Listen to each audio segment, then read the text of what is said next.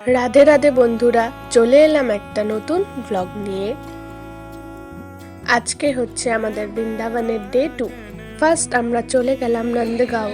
এত সুন্দর রাধারানীর নাম গান হচ্ছিল, খুব ভালো লাগছিল। তারপর আমরা চলে গেলাম রাধারানীর চরণ দেখতে।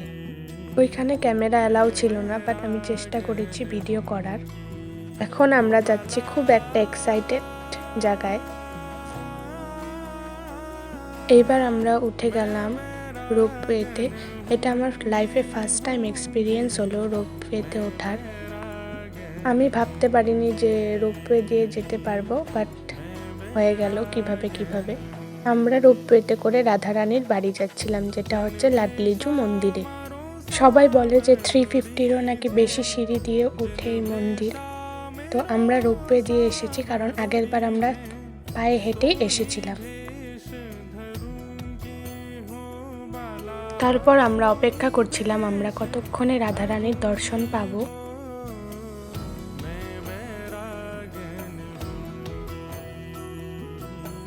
অ্যাট লাস্ট পর্দাটা খুলে গেল। তারপর আমরা মঙ্গল আরতি দর্শন করলাম।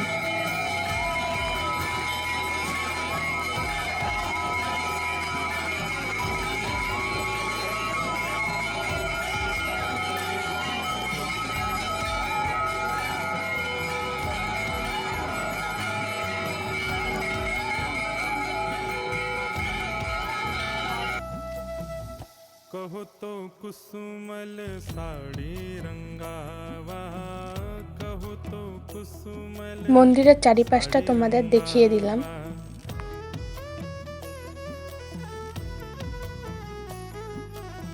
এটা হচ্ছে বরসানা গ্রাম, খুব সুন্দর।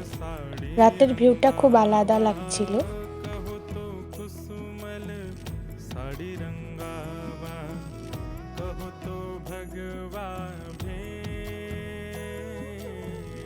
এবার নিচে নামার পালা, আবার রোপওয়েতে উঠে যাব।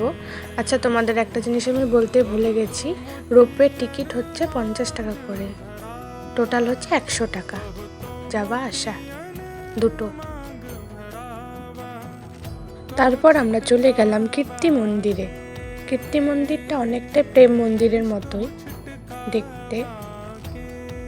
দিওয়ালির জন্য লাইটিং করেছিল, খুব সুন্দর লাগছিল দেখতে।